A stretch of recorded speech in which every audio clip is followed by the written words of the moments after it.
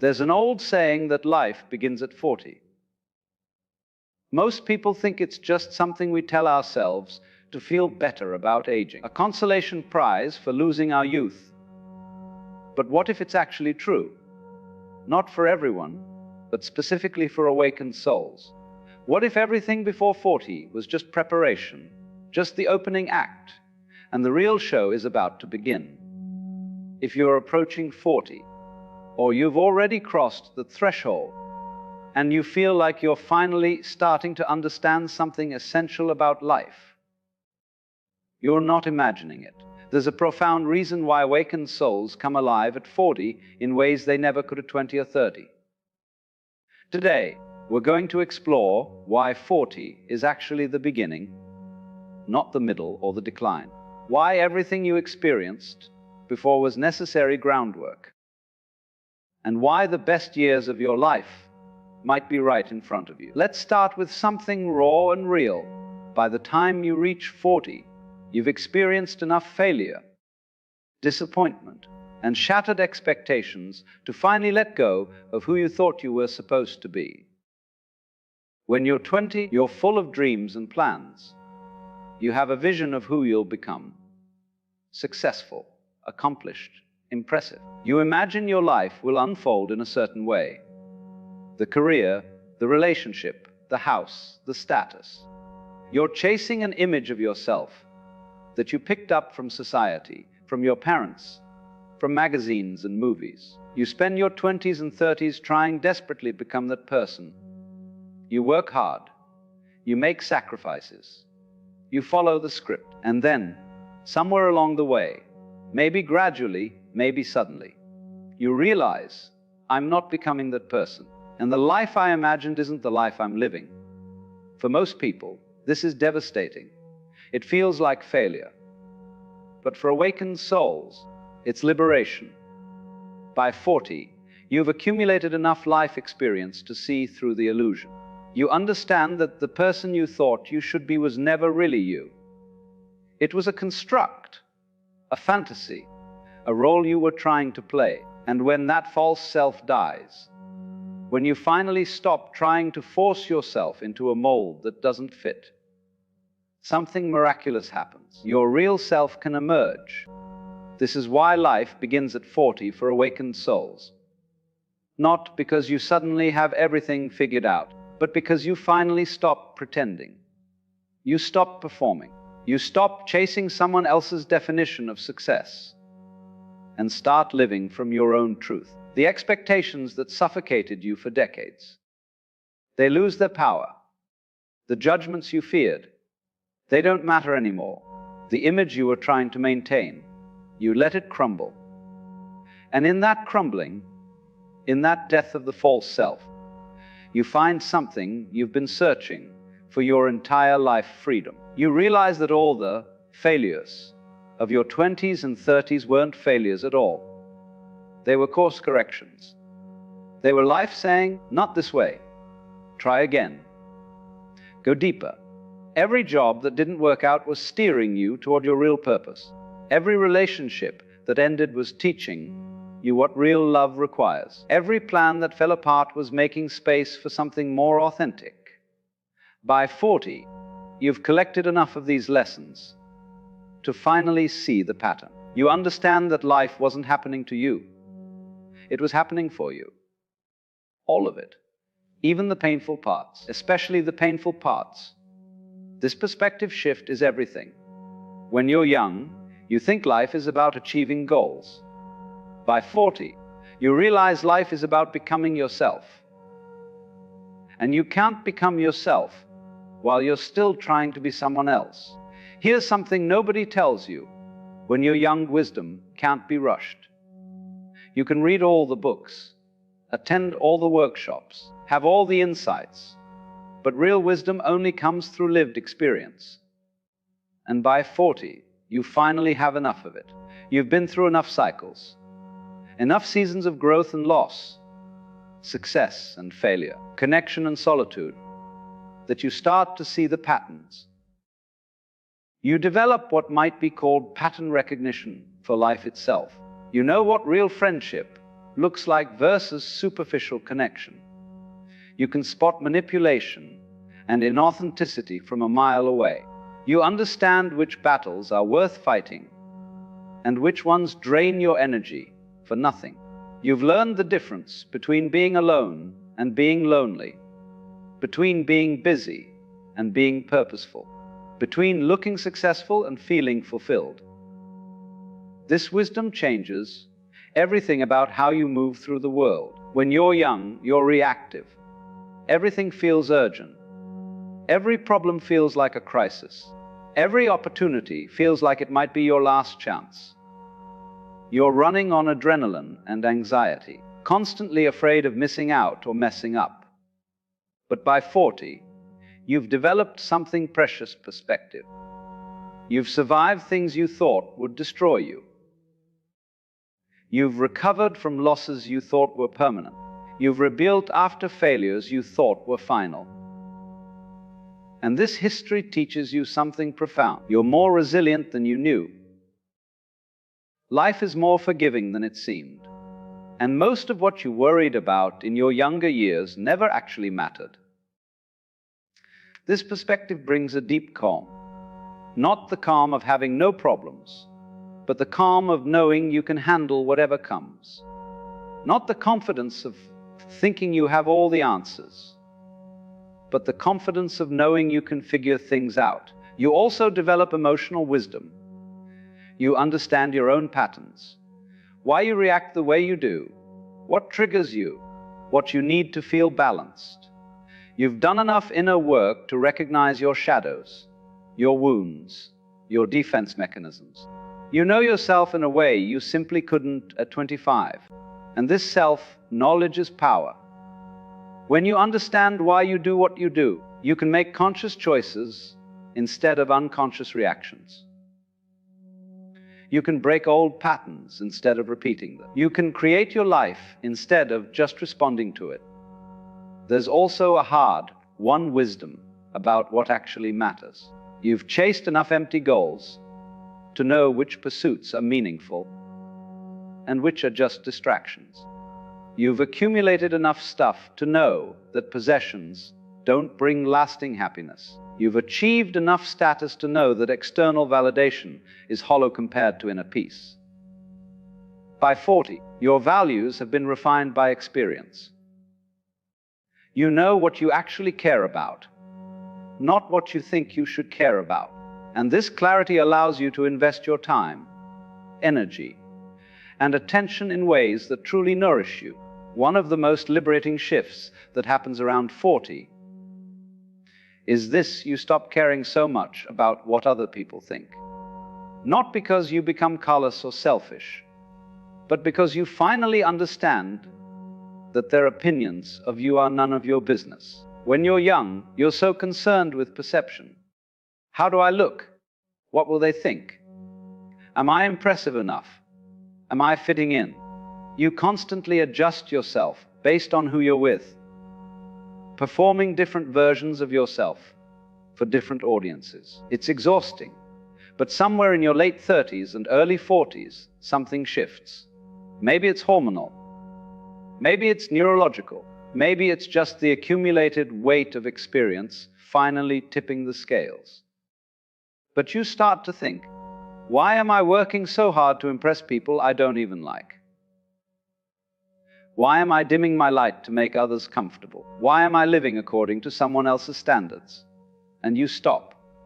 Not all at once, perhaps, but gradually. You give yourself permission to just be yourself. The real, messy, imperfect, authentic you. And you discover something amazing. The right people appreciate you more when you're real. The wrong people disappear. And you're okay with both outcomes. This freedom transforms everything. You dress the way you want to dress. You pursue the interests that genuinely call to you, even if they're unusual. You speak your truth, even when it's unpopular.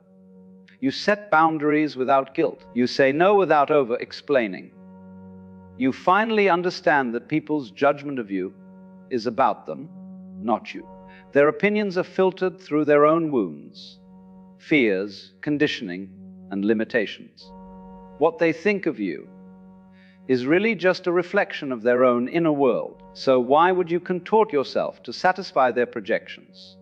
By 40, you also realize that most people are too busy worrying about themselves to spend much time thinking about you anyway. That spotlight you thought was constantly on you, it's mostly in your head. Everyone else is the star of their own movie. You're just a supporting character in theirs. This realization is incredibly freeing. Once you understand that you're not being watched and judged nearly as much as you thought, you can relax into being yourself. There's also a beautiful self-trust that develops. When you're young, you're constantly second-guessing yourself, seeking validation, asking others for advice about decisions only you can make. By 40, you trust yourself. You've made enough decisions, good and bad, to know that you have wisdom. You don't need a committee to approve your choices. This doesn't mean you become closed off or arrogant. It means you become your own authority. You listen to others, but you listen to yourself more. You consider input, but you trust your own inner knowing above external opinions. Here's where 40 becomes truly magical for awakened souls. You finally have the clarity, courage, and conviction to pursue your real purpose. Not the purpose someone else assigned to you. Not the career path that seemed safe or impressive. Not the life that looked good on paper, but the thing your soul actually came here to do. When you're younger, you might have inklings of your purpose, but you're too afraid to fully commit to it. What if it doesn't make money? What if people think it's weird? What if you fail? So you compromise. You take the practical route. You pursue the sensible option. You put your real calling on the back burner, telling yourself, someday. By 40, someday becomes now. You realize you've spent enough time doing what you should do. You've proven yourself enough, achieved enough, played it safe enough. And you're ready to finally do what you're actually here to do, regardless of whether it makes sense to anyone else. Maybe it's writing the book that's been calling to you for years. Maybe it's starting the unconventional business. Maybe it's leaving the career you've built to pursue something that lights you up. Maybe it's dedicating yourself to a cause, a craft, or a calling that doesn't fit neatly into society's categories. Whatever it is, by 40, you're done making excuses. You're done waiting for permission. You're done playing small. This doesn't always mean dramatic external changes. Sometimes the shift is internal. You stay in the same job, but you approach it differently, infusing it with purpose and meaning. Sometimes it's about how you show up in your relationships, your community, your daily life. But there's a shift from living reactively to living intentionally, from following the path laid out for you to forging your own, from asking, "What should I do?" to declaring, "This is what I'm doing." You also develop the courage to be unconventional. If your purpose doesn't fit into a neat box, you don't force it. You let it be what it is. You trust that the right people will understand, and the others don't need to. By 40, you've also accumulated enough skills, experience, and self-knowledge to actually execute on your purpose. When you're 25, you might have vision, but lack the competence to manifest it. By 40, you have both the vision and the capacity to bring it to life. You know how to get things done. You have a network. You have resources. You have perseverance born from surviving hard times. You're not naive about the challenges, but you're also not paralyzed by them. So here we are at the heart of it true. Why life actually begins at 40 for awakened souls. It's because by 40, you've done the groundwork. You've accumulated the wisdom. You've shed the false self. You've stopped caring about others' opinions. You've claimed your purpose. And now, finally, you can actually live. Not survive, not perform, not chase, but truly, authentically live. Your 40s and beyond become about depth rather than breadth, quality rather than quantity, being rather than seeming. You're no longer trying to prove anything to anyone. You're simply expressing who you are and offering your gifts to the world. There's a vitality that comes with this that's different from youthful energy. When you're young, you have physical energy, but you're scattered, anxious, unsure. By 40, you might have less physical stamina, but you have focused power. You know where to direct your energy. You're not wasting it on things that don't matter. You also develop the capacity for real joy. Not the euphoric highs of youth, but the deep, steady contentment that comes from living in alignment with your truth. You can enjoy simple pleasures because you're present enough to actually experience them. A good conversation, a beautiful sunset, a meaningful project. These things satisfy you in ways that all the excitement of your 20s never could. There's also more love in your life, not because you've found the perfect partner or the perfect friends, but because you've developed the capacity to love deeply and be loved fully. You're no longer hiding behind walls. You're vulnerable, open, real.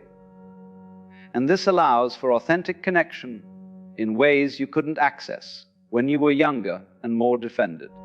Alan Watts spoke about the illusion of time, about how we're always living in the present moment even when we think we're preparing for the future or recovering from the past. By 40, you finally understand this.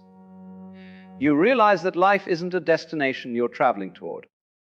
It's happening right now, and you've been missing it while you were busy trying to become someone or achieve something. So you stop waiting. You stop preparing. You start living. Right now, today, with what you have, as who you are. This is the real beginning. Everything before was just preparation. The struggles of your 20s taught you resilience. The building of your 30s gave you competence. And now, in your 40s and beyond, you get to actually use what you've learned and become who you really are. Your best work is still ahead of you. Your deepest relationships are still ahead of you. Your greatest joy, your most meaningful contributions, your fullest self-expression, it's all still coming. Because life doesn't end at 40. For awakened souls, it begins. So if you're 40 or approaching it, and you feel like you're just getting started, you're right. If you feel like everything up until now was just training for what comes next, you're right. If you feel more alive, more yourself, more ready than you've ever been, you're right. Don't let society's story about aging convince you that your best years are behind you. They're not. They're right in front of you. You've earned your wisdom. You've paid your dues. You've done the work. And now you get to enjoy the fruits of all that growth. The false self has died. The real you has emerged. And the real you is just getting started. Welcome to the beginning of your life. Welcome to 40 and beyond. Welcome to the years when awakened souls finally come alive. This is your time. Own it. Celebrate it. Live it fully. Because the best really is yet to come. You know, there's something fascinating that happens to certain people, and if you've been paying attention to your own inner life, you might have noticed it happening to you. It's not something you can force, and it's certainly not something you can fake. It's more like a natural byproduct of seeing through certain illusions that most people are still completely caught up in. We could call it having a high vibration, though I'm not particularly fond of that terminology because it makes it sound mystical or special, when really it's the most natural thing in the world. It's simply what happens when you stop operating from fear and confusion and start operating from a clearer understanding of what's actually going on. And when this shift occurs, 3 very unusual signs begin to show up in your life. Signs that other people might not understand. Signs that might even make you seem strange or difficult to those who haven't experienced this shift themselves. The first sign, and perhaps the most noticeable one, is that you become effectively immune to nonsense. Now, Let me be very precise about what I mean by this, because it's not what you might think. It's not that you become judgmental or superior or that you go around calling out everything you disagree with. That would actually be the opposite of what I'm talking about. No, what happens is much more subtle and much more profound. You develop this remarkable capacity to simply see through things. When someone is operating from ego, from insecurity, from the need to impress or manipulate or control, you just see it. Not in a harsh way, not in a way that makes you angry or defensive, but with a kind of clear, neutral recognition. It's like suddenly being able to see the strings on a puppet. The performance continues, but you're no longer fooled by it. You're no longer invested in pretending it's real. And this changes everything about how you move through the world. Most people are constantly being pulled into dramas, arguments, power struggles, emotional manipulation. They take the bait every single time because they can't see that it's bait. They think the issue is real, that the conflict matters, that they need to defend themselves or prove something or win the argument. But when you can see through it, when you recognize the game that's being played, you simply don't participate. Not because you're above it, but because you understand that engaging with nonsense only creates more nonsense. Think about how much energy most people spend on things that don't actually matter. Someone says something designed to provoke them, and they're provoked. Someone tries to make them feel guilty, and they feel guilty. Someone dangles status or approval in front of them, and they jump for it like a trained animal. But when you've reached a certain level of clarity, these tactics simply bounce off you. You see them for what they are, little psychological games that people play because they don't know any better, and you feel no need to play along. This doesn't mean you become cold or distant, or that you stop caring about people. In fact, the opposite is true. When you are not constantly being pulled into reactive patterns, when you're not defending your ego or trying to prove your worth, you actually become much more present, much more genuinely caring.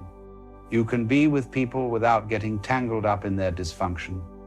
You can offer real help instead of just participating in their drama.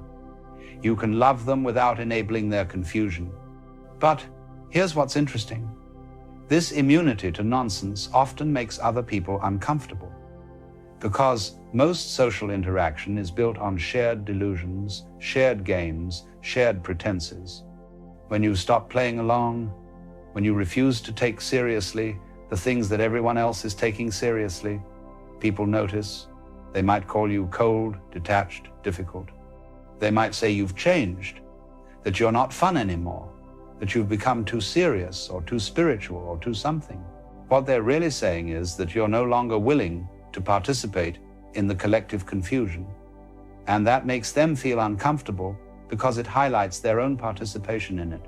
Before we continue, many of you have been asking for something longer, something with actual practices you can use in daily life. So check out the 3-hour audiobook that takes everything we explore in these videos and gives you the tools to actually work with it. Because here's the thing, intellectual understanding without practical application just keeps you spinning in your head. You need both, the insight and the practice, the philosophy and the daily work that makes it real. This audiobook gives you that. 3 hours of deep wisdom with practices built in, so you're not just thinking differently, you're living differently. If you're serious about changing how you experience your life, the link is in the description below. Now, let's continue. The second sign is equally unusual and equally misunderstood. You begin to lose interest in convincing anyone of anything. Now, this might sound like apathy or indifference, but it's not. It's actually a very deep form of respect. You see, when you're operating from a lower level of understanding, you're constantly trying to change people's minds. You want them to see what you see, believe what you believe, understand what you understand. There's this underlying assumption that if only people knew what you know, if only they could see things correctly, everything would be better. But as you develop greater clarity, you realize something profound. Everyone is exactly where they need to be.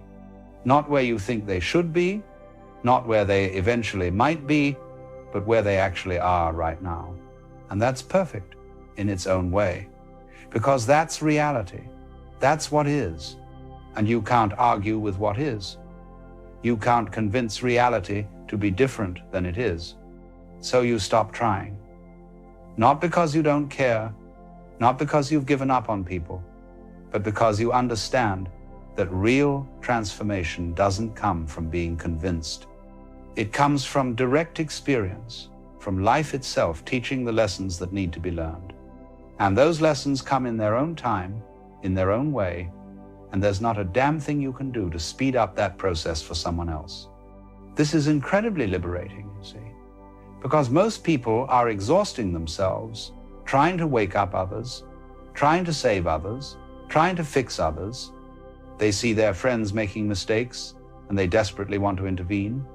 They see their family members stuck in patterns and they try to rescue them. They see society going in the wrong direction and they rage against it, argue about it, try to convince everyone to change course. And none of it works. None of it ever works, because you can't think someone into transformation. You can't argue someone into awakening. What you can do is live your own understanding as clearly and authentically as possible. You can be an example without trying to be an example.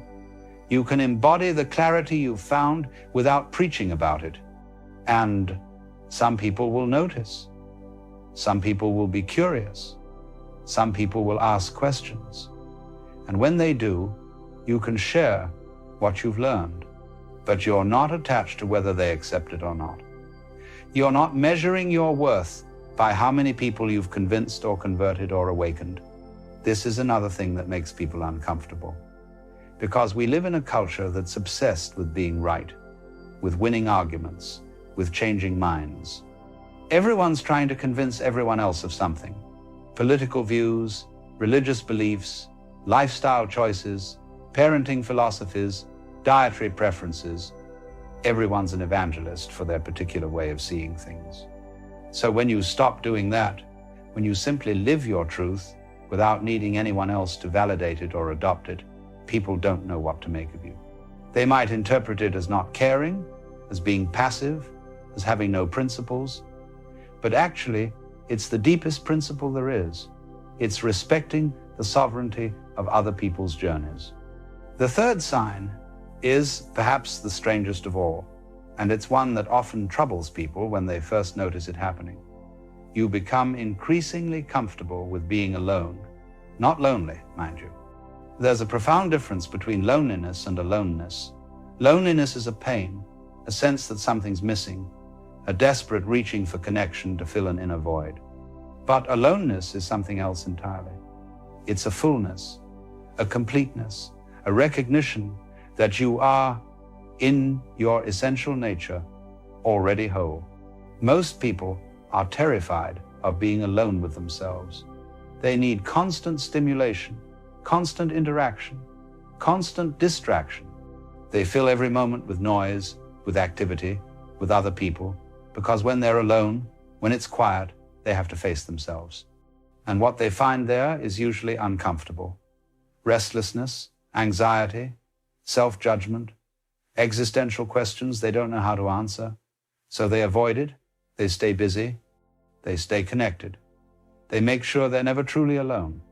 But as you move into higher levels of understanding, something shifts. You start to actually enjoy your own company. Not in a narcissistic way, not because you think you're so fascinating, but because you've made peace with yourself. You've stopped running from your own inner experience. You've learned to be present with whatever arises, comfortable or uncomfortable, pleasant or unpleasant. And in that presence, in that acceptance, there's a deep rest, a deep ease. You find that you don't need external validation the way you used to. You don't need constant social interaction to feel okay. You don't need to be liked or admired or understood by everyone you meet. You're complete in yourself, content in yourself. And from that place of inner fullness, You can engage with others when you choose to, not because you need something from them, but because genuine connection is enjoyable. It's the difference between eating because you're starving and eating because the food is delicious. And this terrifies a lot of people, because we're taught that needing people is what makes us human, that interdependence is a virtue, that if you're comfortable alone, there must be something wrong with you. But actually, it's only when you're comfortable alone that you can truly be with others in a healthy way, because you're not using them. You're not trying to extract something from them. You're not making them responsible for your happiness or your sense of worth. You're just there, present, offering what you have to offer without needing anything in return. These three signs, they don't make you popular. They don't make you fit in. In fact, they often do the opposite. You become something of a mystery to people. They can't quite figure you out. You're not playing the games they're playing. You're not chasing what they're chasing. You're not afraid of what they're afraid of. And that makes you unpredictable, strange, difficult to categorize. Some people will be drawn to this, sensing something real in you, something authentic, but others will be repelled by it, threatened by it, confused by it. So, what's really happening here? What's underneath these three unusual signs? Well, it's quite simple, really. You've stopped believing in the fundamental illusion that keeps most people trapped in suffering. You've seen through the ego's game. You've recognized that the separate self, the small me that's constantly trying to protect itself and prove itself and improve itself, isn't actually what you are. It's just a thought pattern, a habitual way of organizing experience. But it's not the truth of what you are. And once you see this, once you really get it, not just intellectually, but in your direct experience, everything changes. Because the ego is what needs to engage with nonsense. The ego is what needs to convince others. The ego is what's terrified of being alone. Take away the ego's dominance, or rather see through it, and those needs simply fall away. Let me be clear about what I mean by ego here, because the word gets misused quite a bit. I'm not talking about self-confidence or self-esteem. I'm not suggesting you should have no sense of self or become some kind of blank passive entity. The ego I'm referring to is that constant mental commentary, that voice in your head that's always judging, comparing, defending, planning, worrying. It's the part of you that thinks you're separate from everything else, that believes you're a vulnerable entity in a threatening world, that's constantly trying to enhance its position and avoid anything that might diminish it. This ego structure, it runs on fear. Fear of not being enough, fear of being rejected, fear of being wrong, fear of death, fear of meaninglessness. And all of its behaviors, all of its strategies, they're attempts to manage these fears. When you argue with someone, when you try to convince them you're right, that's ego trying to secure itself by being superior. When you can't stand being alone, that's ego afraid of losing its sense of identity which it maintains through relationship and reflection from others. When you fall for manipulation or get drawn into drama, that's ego reacting to perceived threats or opportunities. But here's the beautiful thing. You're not your ego. You never were. The ego is something that happens in you, like clouds happening in the sky. The sky doesn't become the clouds, and you don't become your thoughts and fears and identifications. You're the awareness in which all of this arises. You're the space, the presence, the consciousness that's aware of the ego doing its thing. And when you recognize this, when you shift your identification from the content of consciousness to consciousness itself, the whole game changes. Suddenly you can watch the ego doing its dance without being the dance. You can see the fear arising without becoming the fear. You can notice the desire to convince someone or defend yourself or avoid aloneness without having to act on those impulses. There's a space between the arising and the response, and in that space, you're free. Free to choose whether to engage or not. Free to act from wisdom rather than reaction. Free to be who you actually are rather than who the ego thinks you need to be. This is what people mean when they talk about awakening or enlightenment or liberation, though those words have gotten so loaded with spiritual baggage that they're almost useless now. It's simply waking up from the trance of identification with the small self, realizing that you're not the character in the story, you're the awareness in which the story appears. And once you know this, once it's not just a concept but a lived reality, these three signs we've been talking about aren't something you cultivate or practice. They're just what naturally happens. You become immune to nonsense because you're not identified with the part of you that nonsense hooks into. The ego is what takes things personally, what gets offended, what needs to prove itself.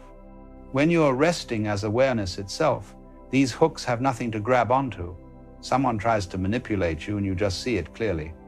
Not with judgment, because judgment is also an ego activity, but with simple recognition. Oh, there's fear operating. There's insecurity trying to control. There's pain lashing out. And you can respond with compassion rather than reaction. Or sometimes you can simply not respond at all because you're not compelled to engage with every provocation. You lose interest in convincing anyone of anything because you're not getting your sense of worth from being right anymore. The ego needs to be right because being right means being safe, being validated, being superior. But awareness doesn't need any of that. Awareness is already complete. It doesn't need agreement or approval. So you can hold your truth lightly. You can share it when appropriate without needing others to accept it. You can even be wrong without it threatening your fundamental sense of okayness. Because you're not your positions or your beliefs. You're the space in which positions and beliefs appear. And you become comfortable being alone because you've discovered that you're never actually alone. Not in some religious sense of God being with you, though if that framework works for you, fine. But in a more direct sense, when you're resting as awareness, there's no separation. The whole notion of being alone implies a separate entity that could be isolated from everything else. But when you see that you're not a separate entity, when you recognize that awareness has no boundaries, that it's the very fabric of experience itself, the question of being alone becomes meaningless. You're always intimately connected with everything that's arising because you're the space in which it's arising. Now, I want to address something important here. None of this means you become perfect, or that all your problems disappear, or that you never feel difficult emotions, or that you float around in some blissed out state all the time. The ego doesn't vanish. The personality continues. The human experience, with all its challenges and frustrations and complications, continues. What changes is your relationship to all of it. You still have preferences. You still want certain things and not others. You still have work to do and bills to pay and relationships to navigate, but there's less suffering in it. Because suffering is what happens when the ego is fighting with reality. When you accept what is, not as a practice or an effort, but as a natural recognition of the way things are, the struggle dissolves. You can still work to change things, to improve things, to move toward what you prefer, but you're doing it from a place of flow rather than resistance. And here's something else. These three signs, they might make you seem strange to others, but they also make you incredibly effective in the world because you're not wasting energy on nonsense. You're not exhausting yourself trying to control what you can't control. You're not draining yourself with the constant need for external validation. All that energy that most people spend on ego maintenance, on defending and proving and positioning themselves, you have available for actual creative engagement with life. You can focus on what actually matters without getting distracted by drama. You can see situations clearly without the distortion of fear and desire. You can respond to challenges with flexibility and wisdom rather than with rigid patterns. You can collaborate with others without getting tangled in power struggles. You become, in a very real sense, more functional, more capable, more effective, precisely because you're less identified with the small self that's constantly in its own way. But you also become more compassionate, because when you see through the ego's game in yourself, You naturally see through it in others. And when someone is caught in drama or manipulation or fear-based behavior, you don't judge them for it. You recognize it as the same confusion you've experienced yourself.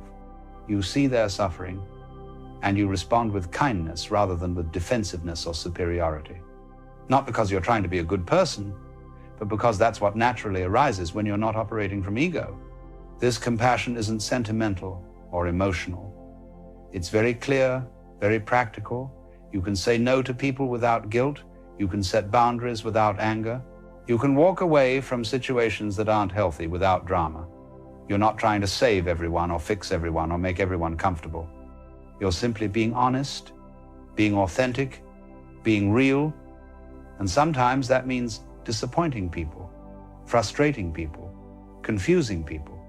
But you're okay with that, because you're not measuring your worth by how much everyone approves of you. So if you recognize these 3 signs in yourself, if you've noticed yourself becoming immune to nonsense, losing interest in convincing others, and growing comfortable with aloneness, don't let anyone tell you there's something wrong with you. Don't let them make you feel like you're being difficult or antisocial or overly detached. You're not broken. You haven't become deficient. You've simply outgrown certain illusions, certain games, certain ways of being that no longer serve you. And yes, this can be lonely sometimes. Not in the sense we talked about earlier, but in the sense that fewer people understand where you're coming from. Fewer people operate at the same level of clarity. You might find that old friendships fall away, that family members don't know what to make of you, that you no longer fit into the social circles you once belonged to. This is natural. This is part of the process. You're not abandoning people. You're just no longer able to pretend, no longer willing to participate in dynamics that you've seen through. But here's the good news. As some connections fall away, new ones form. You start to attract people who are also operating from this place of greater clarity. Not because you're seeking them out, but because like recognizes like, there's a resonance, a recognition, an ease of connection that doesn't require all the usual social performance. You can be real with each other. You can be simple with each other. You can be present with each other without all the games and pretenses and ego dancing. And in those connections, there's a quality of intimacy that's actually quite rare, because true intimacy requires the absence of ego, or at least the ability to see through ego. When 2 people meet beyond their egos, when they connect as awareness to awareness, as presence to presence, something beautiful happens. There's a mutual recognition, a sense of coming home, a relief of finally being seen and met as what you actually are, rather than as the character you're usually playing. This is what's possible when you embody these 3 signs. Not isolation, but real connection. Not coldness, but genuine warmth. Not indifference, but profound care. It just doesn't look like what most people think it should look like. It's quieter, simpler, less dramatic, but it's more real. And once you've tasted that reality, once you've lived from that place, even briefly, you can't really go back. The old ways of being, they still happen, sometimes out of habit, but you see them for what they are. And gradually, naturally, without force or effort, you spend more time resting as what you actually are and less time caught up in what you thought you were. So let these 3 signs be confirmation for you. You're not going crazy. You're actually becoming sane. You're not losing yourself. You're finding yourself. You're not missing out on life. You're finally showing up for it.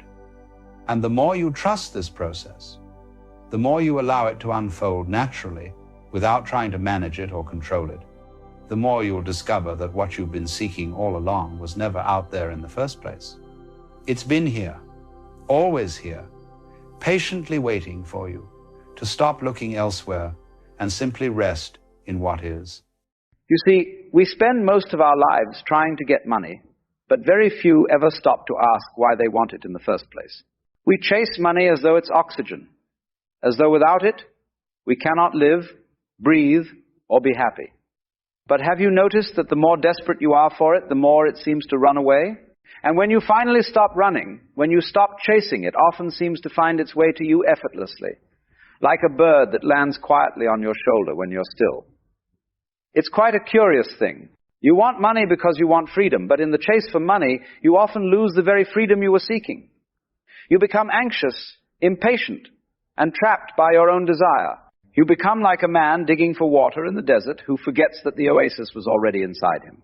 Now, I want to tell you a secret that life has been whispering to you all along. The money comes faster when you stop needing it to come. When you stop begging the universe with the vibration of lack and begin to live as though you already possess abundance, everything begins to flow differently. Because reality, my dear friend, is not responding to your words. It is responding to your state of being. When you say, I want more money, what you are really declaring is, I don't have enough. And that feeling, that inner frequency, is what the world mirrors back to you. The universe is not your servant. It is your reflection. And whatever you feel most strongly becomes the signal it sends right back. I remember once saying that desire is a contract you make with yourself to be unhappy until you get what you want. You see, that is the trap when you tie your joy, your sense of self, your peace of mind to the arrival of money. You postpone happiness indefinitely. You wait for the outside world to change before you permit yourself to feel whole inside. But reality does not work that way. Reality rearranges itself around the vibration you are embodying. Now, the moment you say, I will be happy when I have money, you are broadcasting to existence that you are not yet happy, and existence simply reflects that. It will keep giving you situations that confirm your belief. This is why people stay poor, not because of a lack of effort, but because of the emotional atmosphere they live in, the inner weather they keep repeating each day. But imagine for a moment if you reversed it. What if you decided to feel abundant before the money comes? What if you walked through life with the vibration of someone who already has more than enough? What if you practiced gratitude not as a trick to get something, but as a state of genuine recognition that life itself is already full? Here's the paradox. The moment you stop using gratitude to manipulate the future, it actually begins to change. When you are no longer thanking the universe because you want it to do something for you, and instead thank it because you realize it already has, you step into the creative flow that allows more to come easily. Most people think they must do something to attract abundance. But the real secret is not in the doing, it's in the being. When your inner world is aligned with wealth, when you think, feel, and act like a person who already has it, is inevitable that your outer world will rearrange to reflect that. Because what you truly are inside cannot help but radiate outward. Think of it this way. You do not get money by running after it, just as you do not catch your own shadow by chasing it. You align with the light, and the shadow follows naturally. Money is the same. It is the shadow of your inner vibration. It follows the light of your consciousness. And the brighter that light, the faster the shadow moves to you. You see, money is not a reward from life. It is an expression of energy, a symbol of exchange, an extension of flow. When you are in a state of openness, creativity, and service, when you are genuinely giving your energy to life in a joyful way, money flows naturally as part of that current. But when you contract, when you tighten up with fear or lack, you dam the river. You block the current that was trying to bring you more. And this is the great irony of abundance. The tighter you hold on to it, the less you have.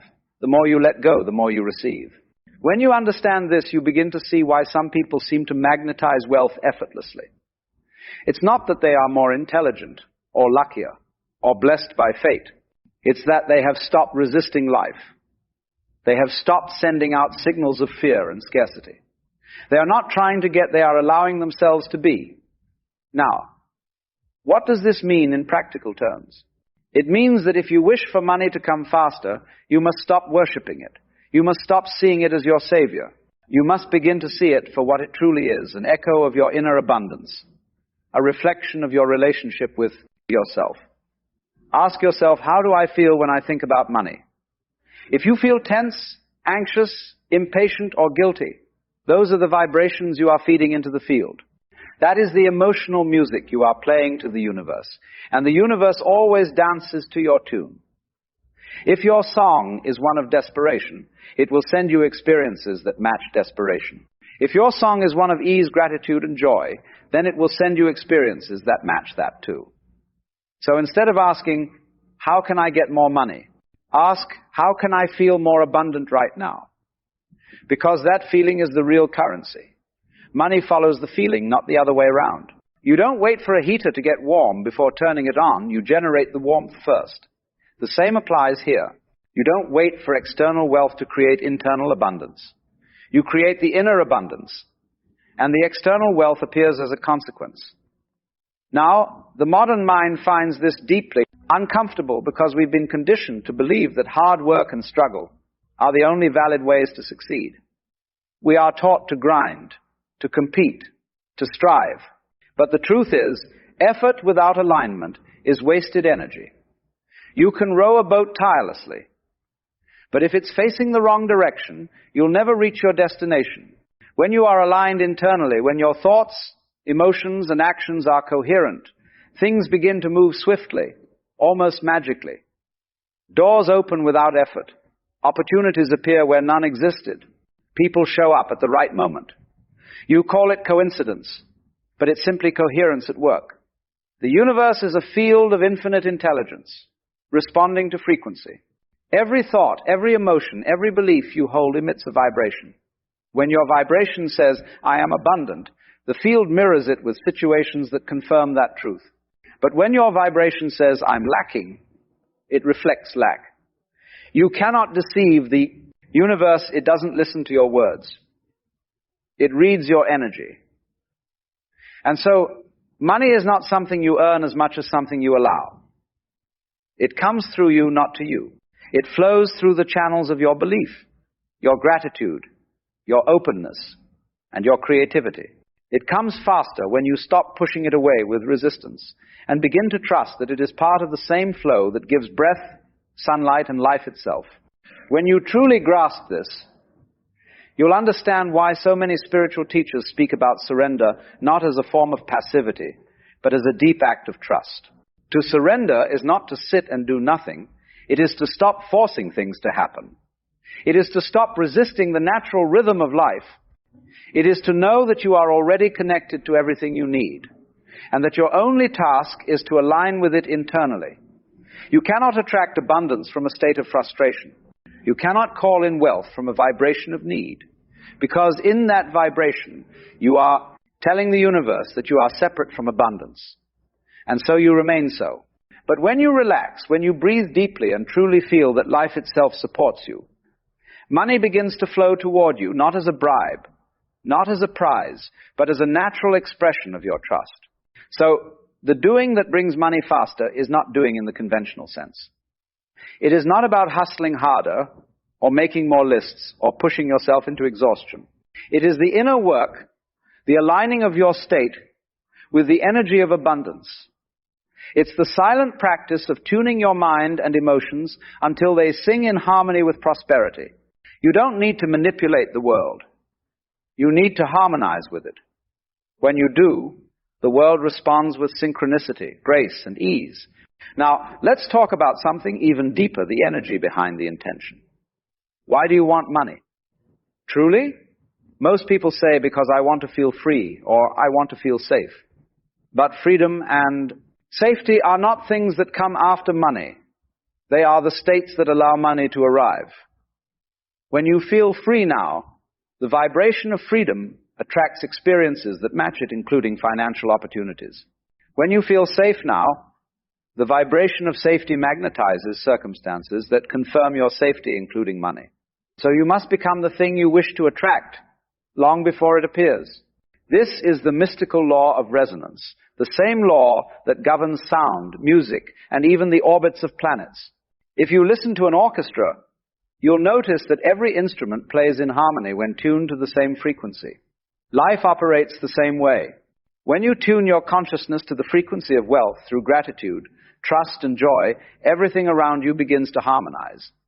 People, events, and ideas tune themselves to your vibration, and suddenly, what once seemed impossible becomes effortless.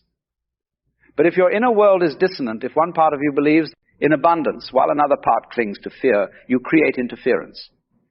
You send mixed signals to the field, and the universe does not know which one to reflect.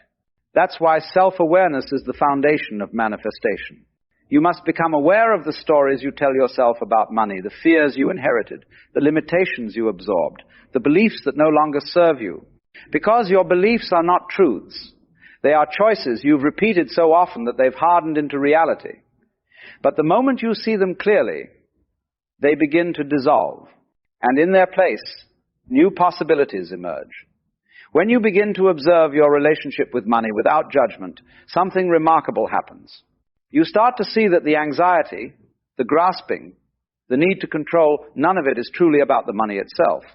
It's about what you believe money will fix. Somewhere deep within, you've been taught that money is the bridge between where you are and the life you want. But the truth is much gentler, much more profound. The bridge is your consciousness itself. If your consciousness is rooted in fear, you could win the lottery tomorrow and still feel unsafe. You could have millions in your account and yet feel poor inside. You'd still check your balance, still worry about losing it, still carry that faint vibration of not enough.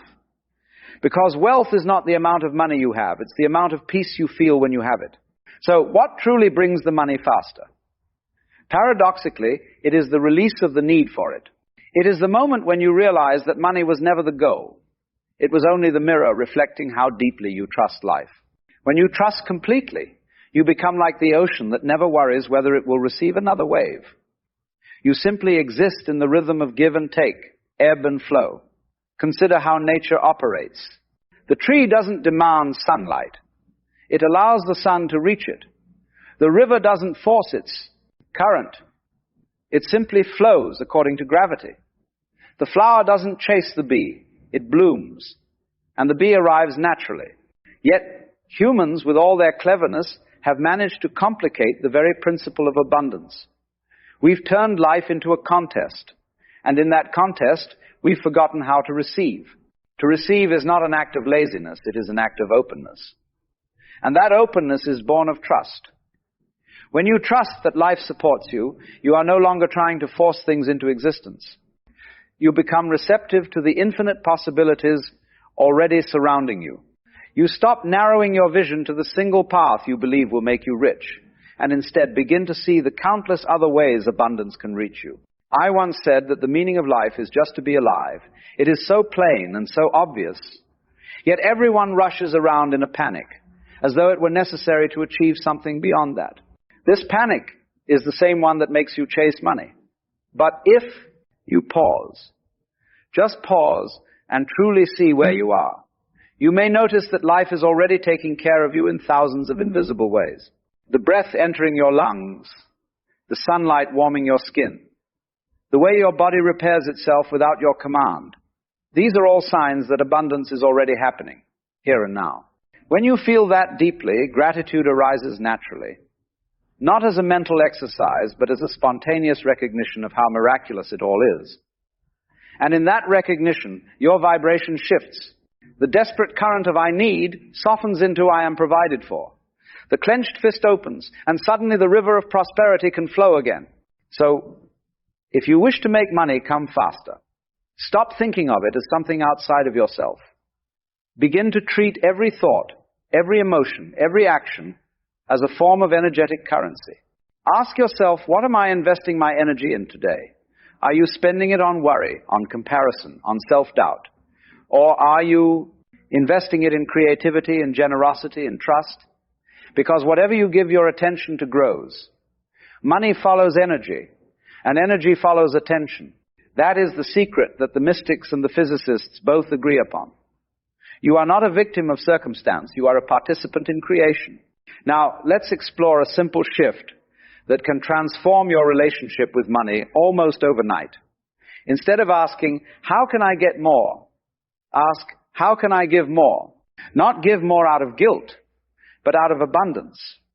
Not because you feel obligated, but because giving affirms that you have more than enough.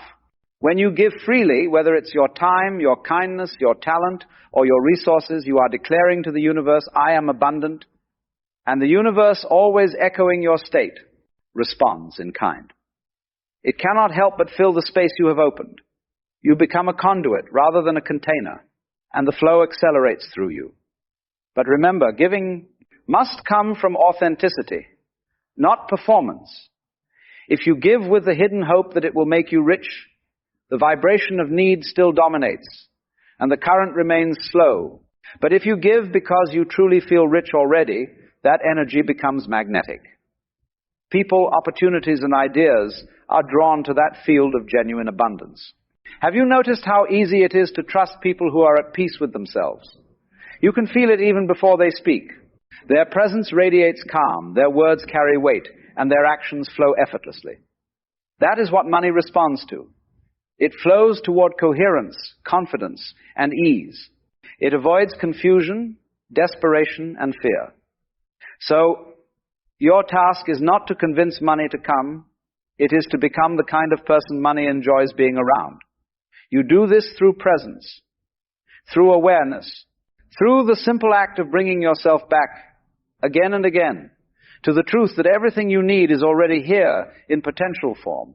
When you act from that knowing, your energy field becomes clear. You stop vibrating in two directions at once. You stop saying, I believe I can be wealthy, while secretly fearing that you can't. You begin to live from the state of I already am. That's when the miracles begin, not because the universe suddenly starts paying attention to you, but because you finally start paying attention to the universe. Now, let me tell you a small story, one that carries within it the essence of this whole teaching. There was once a man who lived in a small village. He worked tirelessly every day, hoping to save enough to build a better life. He counted his coins carefully, feared spending them, and went to sleep each night worrying that they would vanish. One day, a wise traveler passed through the village and said to him, "Why do you worry so much? The field you work in is full of gold." The man laughed.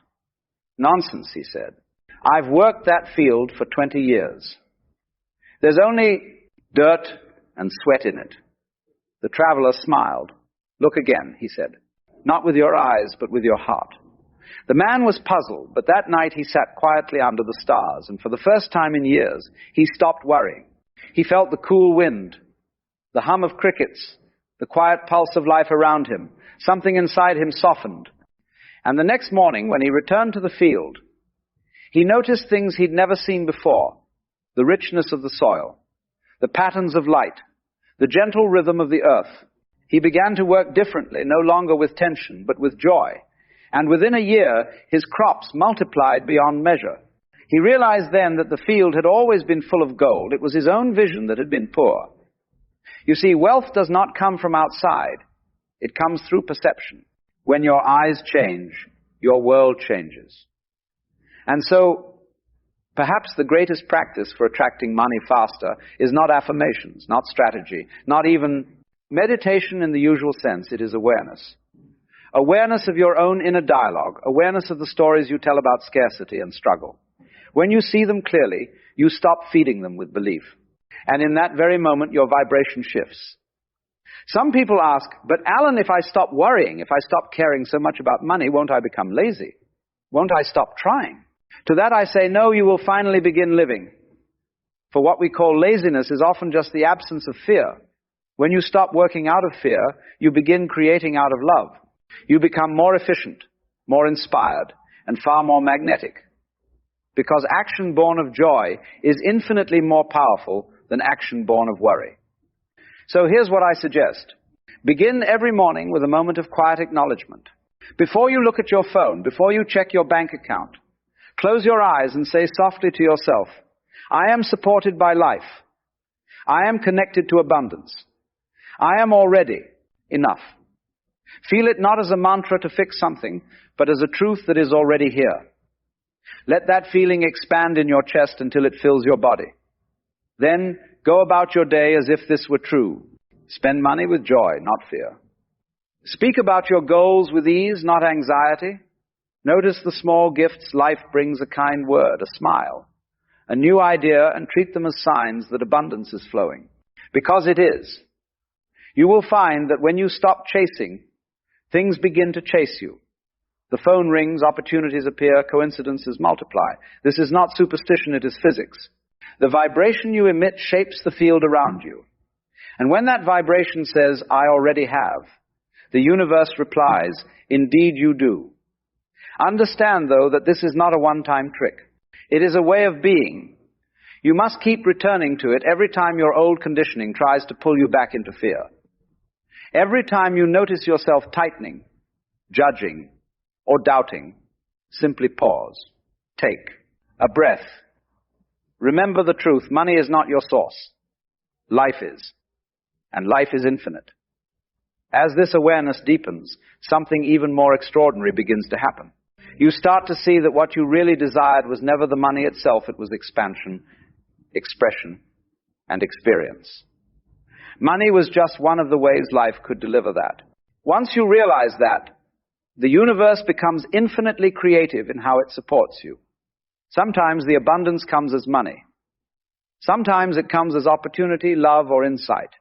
But it always comes. And in that realization, you are free. Because when you are no longer dependent on one form of abundance, you open yourself to all of them. You stop being a beggar at the door of life and remember that you are, in fact, life itself, endless, expressive, abundant. So the money comes faster by doing this, by being what you seek, by letting go of the constant effort to acquire and instead embody the state of already having, by relaxing into the present moment and trusting that life is intelligent enough to arrange itself on your behalf. You don't attract wealth by chasing wealth. You attract it by living richly rich in thought, in gratitude, in giving, in trust. And when you live that way, the external wealth has no choice but to match it. Remember, life does not reward desperation, it mirrors vibration.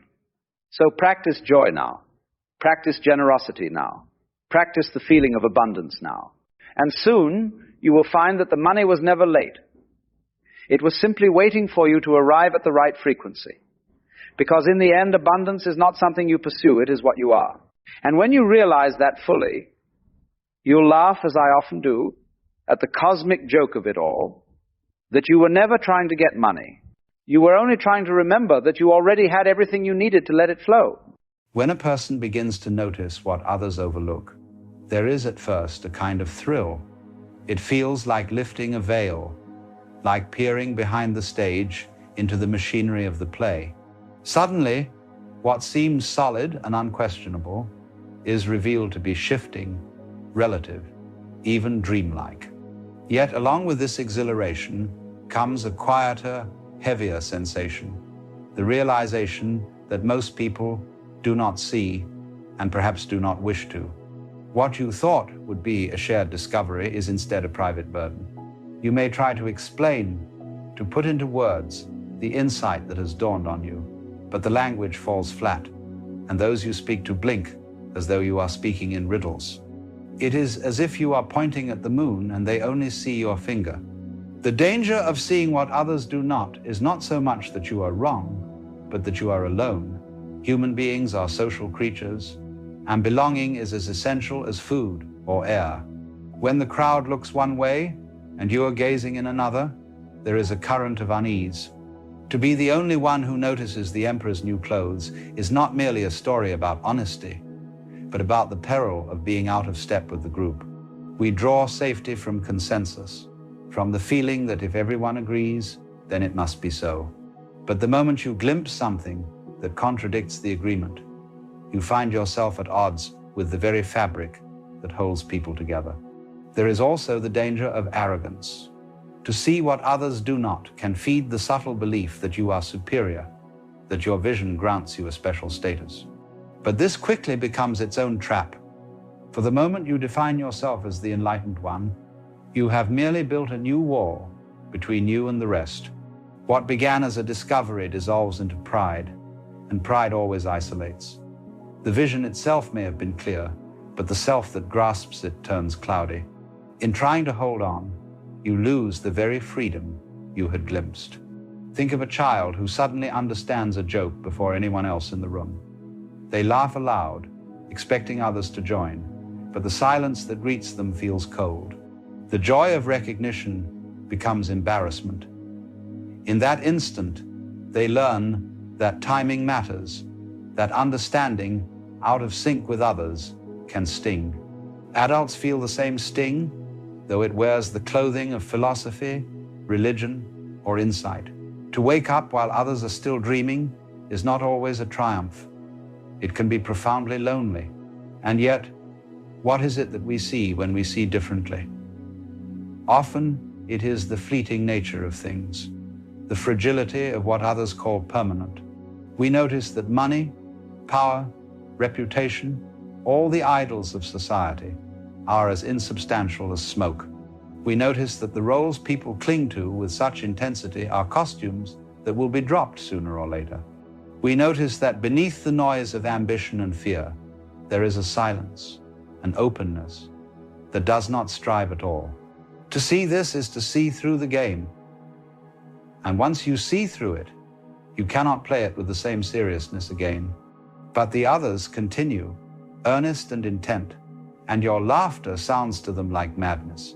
This is why so many teachers, poets, and mystics have spoken of exile. Not always a literal banishment, but a subtle one, the sense of not fitting, of being slightly out of tune with the orchestra around you. The music plays, but you hear a dissonance others ignore. And when you point it out, the players insist that everything is fine. You begin to wonder if you are the one out of tune, if the clarity that once felt liberating is instead a form of delusion. The mind wavers between certainty and doubt, and both carry their own weight. But consider that every vision, every new perception in history has always begun with someone who saw differently. The danger of seeing what others do not is real, but it is also the seed of transformation. Still, in the beginning, it feels like standing at the edge of a vast forest while the village insists the world ends at the meadow. You want to describe the trees, the shadows, the depth of the woods, but to them it sounds like fantasy. And so you stand with one foot in the known and one foot in the unknown, belonging fully to neither. This is the tension, to carry in your heart a glimpse of something wider, something truer, while moving among people who are content with their smaller maps. The danger is not only that they will misunderstand you, but that you will begin to misunderstand yourself, to doubt the vision, or to inflate it, or to guard it so fiercely that it becomes brittle. You may try to smother it, to return to ordinary sleep. But the dream of the world never fits again once you have seen beyond it. You may try to proclaim it loudly, but the louder you shout, the less others hear. And so you walk with it quietly, unsure whether it is a blessing or a curse. There is also fear, the kind of fear that whispers, if I let go of what the crowd believes, where will I belong? For belief is not merely a private act. It is the glue of societies, families, friendships. To question it is to risk unraveling bonds that feel necessary for survival. And so, many who see hesitate to admit it, even to themselves. They carry the vision like a secret flame, shielding it from the wind of public opinion, never certain if they're protecting it or themselves. The danger is isolation, the danger is misunderstanding, the danger is pride, but beneath all of these, the deepest danger is that you will forget how to laugh. To take your vision so gravely that you become rigid, cut off not only from others, but from the very life that showed you this glimpse in the first place. This is why many who awaken fall into despair before they find peace. It is the dark night of seeing what others do not. It is not enough to notice the illusion. The greater challenge is to live with that noticing, to carry it gracefully among those who are still entranced. To be in the world but not of it, as some traditions put it, is not a slogan but a daily balancing act. And until that balance is found, the gift of sight can feel like a curse. For to walk in two worlds at once is never comfortable. And yet, what seems at first to be a curse reveals itself, with time, to be the very doorway into freedom. The loneliness of seeing differently is only sharp when you imagine that you must convince others that your vision has to be validated by the crowd to be real. The moment you let go of that demand, the burden softens.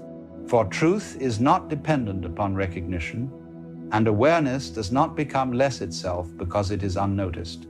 The sky does not stop being the sky when clouds cover it, and the ocean does not cease to be the ocean when no ship sails its surface. In the same way, what you have seen remains what it is, whether or not another agrees. The resolution, then, is not to return to sleep, nor to shout at the dreamers, but to walk lightly, to live what you have seen without needing applause. When you understand that the world is play, that life is a dance, you can smile at the earnestness of those still caught in the game without condemning them. You see that their seriousness, their striving and fear are also part of the whole, just as your laughter and insight are. The one who sees is not apart from those who do not see, but an expression of the same reality, taking on a different mask. This changes the flavor of your vision. What was once heavy becomes light. The awareness that isolated you begins to connect you more deeply. For now you recognize that those who do not see are not wrong. They are simply playing another part in the cosmic performance. Without them, there would be no contrast, no stage upon which your own role makes sense. Just as music requires silence, just as light requires shadow, the clarity of sight requires the backdrop of blindness. The difference does not divide, but completes. Think of the flower blooming in a field. It does not demand that the grasses beside it also bloom in the same way. It simply unfolds, radiates, expresses its nature. And in doing so, it contributes to the whole field, not by making others like itself, but by being precisely what it island. So too with the one who sees. The task is not to reform the world into your vision, but to live your vision as naturally as the flower blooms. In that authenticity, you become nourishment for others, whether they realize it or not.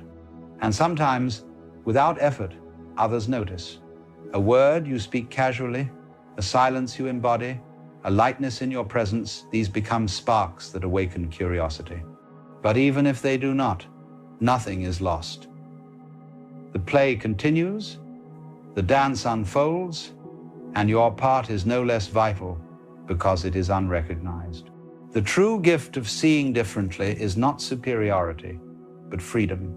You are no longer bound by the unquestioned rules of the game. You may play them if you wish, for the joy of it, but you are not deceived into thinking the outcome is final. You may step back when the game grows tedious, laugh when others are grim, and rest when others are restless. This freedom is subtle, but it changes everything. For when you are no longer driven by the compulsion to prove, you discover a gentleness that can embrace all. Even the danger that once haunted you of being alone, of being misunderstood, becomes part of the comedy. You see that every prophet, every poet, every thinker who glimpsed beyond the ordinary faced the same fate. And yet their words carried through time, not because they fought the blindness of their contemporaries, but because they simply sang their song.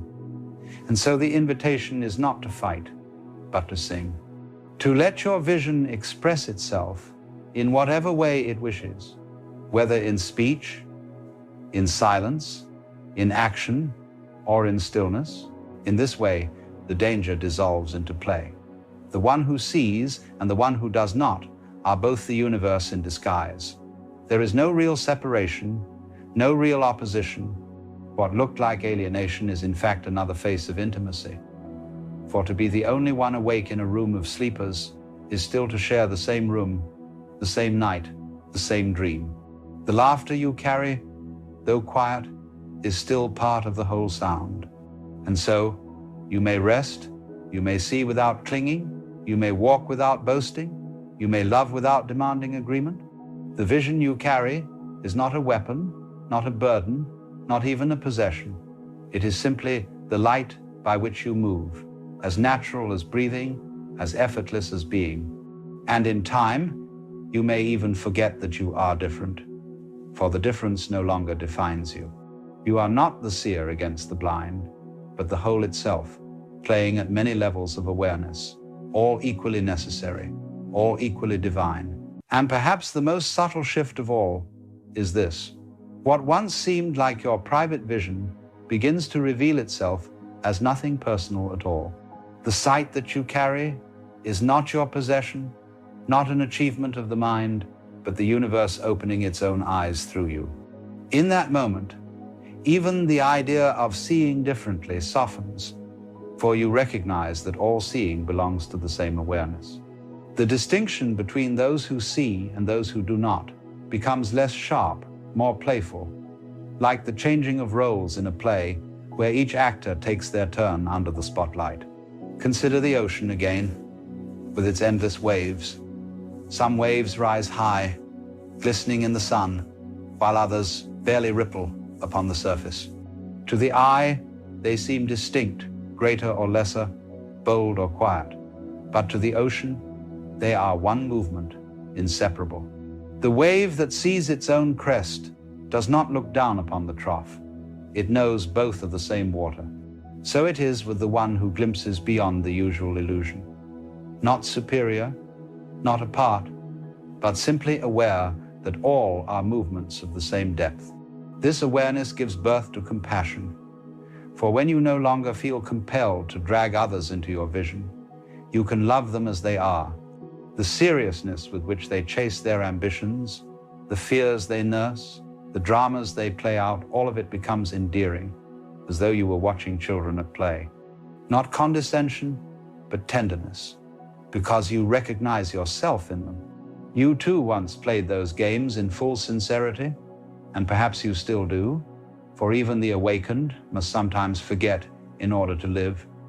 Forgetting is part of remembering, blindness is part of sight, and so you walk more gently, you listen more patiently, you smile more easily. The vision you carry ceases to be a sharp edge dividing you from others, and becomes instead a soft light by which you move among them. You are not required to convince or convert, only to live in such a way that your very being whispers of a freedom beyond striving. That whisper, whether heard or not, belongs to the music of the whole. Notice also how the danger dissolves when you see that what you feared isolation was never truly there. The feeling of being apart arose only when you believed that awareness belonged to you, that you were a solitary flame among darkness. But the flame was never yours. It is the fire of existence itself, and it burns in every heart, whether seen or unseen. You cannot be apart from it, any more than a drop of water can fall outside the sea. The very sense of separation was part of the illusion you were meant to see through. And what then remains? A deep ease, a kind of trust. You do not need to calculate how others will respond, or whether your insight will be accepted. You simply live, and in that living, the truth finds its own expression. Sometimes it will flower visibly, sometimes it will lie hidden beneath the soil, but the life of it continues, regardless.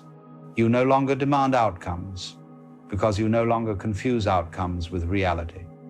Reality is here already, shimmering in each moment, and you are not apart from it. This is why many who see differently eventually become playful again. They laugh more, they sing, they enjoy the simple things. For when the burden of proving and defending falls away, what remains is the joy of being, and that joy is contagious in ways words never are. People may not understand your philosophy, but they feel your presence. They may not follow your reasoning, but they sense your ease, and in time, that ease does more than any argument could.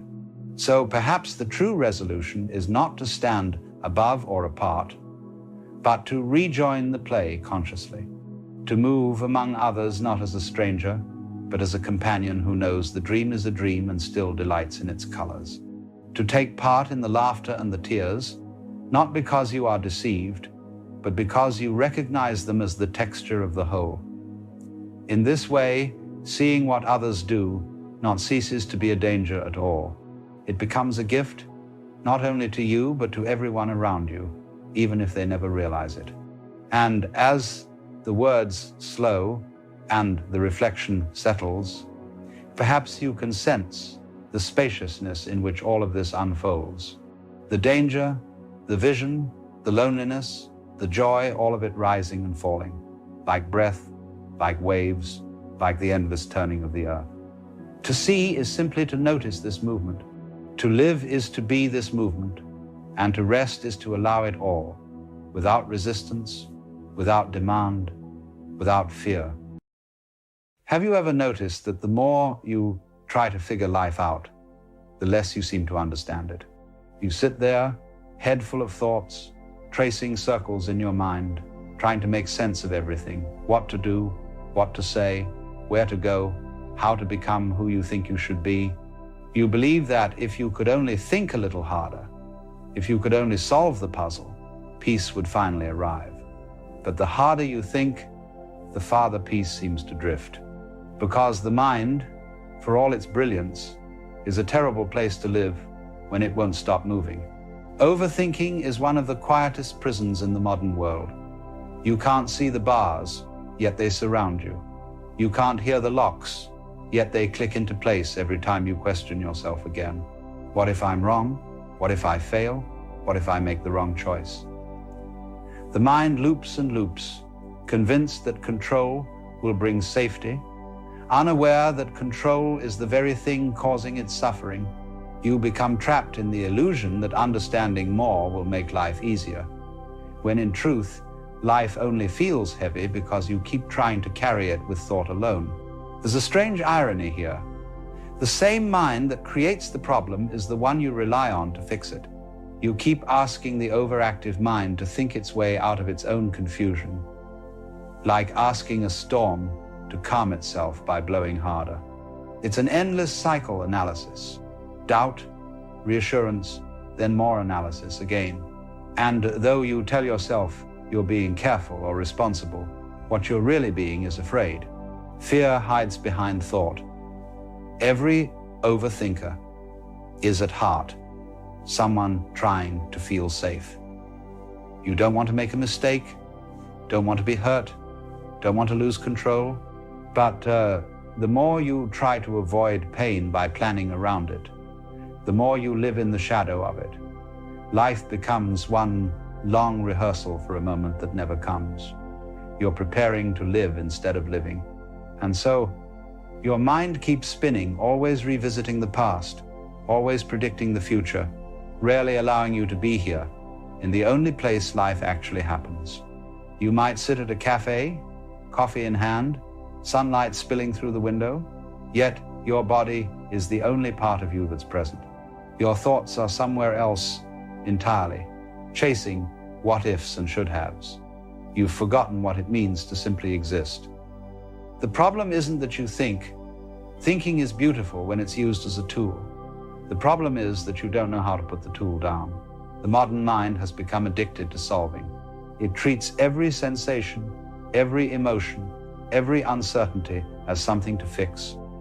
But not everything broken needs mending. Some things are only asking to be felt. Imagine standing by a river. The current is strong, and you drop a small leaf into it. You watch as the water carries it effortlessly downstream. That's how life moves when you stop resisting it. But if you try to catch the leaf, to control where it goes, the moment you grab at it, you disturb the water. The surface ripples, and what was once simple becomes messy. Overthinking does the same. It disturbs the current of being. You've likely noticed that the best insights, the most peaceful moments, come not when you're trying to think your way toward them, but when you've finally given up. It's when you stop struggling, when you let go of the mental tug-of-war, that clarity suddenly appears, like sunlight breaking through clouds that were never solid to begin with. But most people don't trust that process. They believe that letting go means becoming passive, lazy, or careless. In truth, it's the opposite. Letting go is the highest form of intelligence. It's the moment you stop trying to make life obey you and instead begin to listen to it. Because life, like music, was never meant to be figured out. It was meant to be played. Think of how you listen to your favorite song. You don't analyze every note or measure. You let it wash through you. You feel it, and that's why you enjoy it.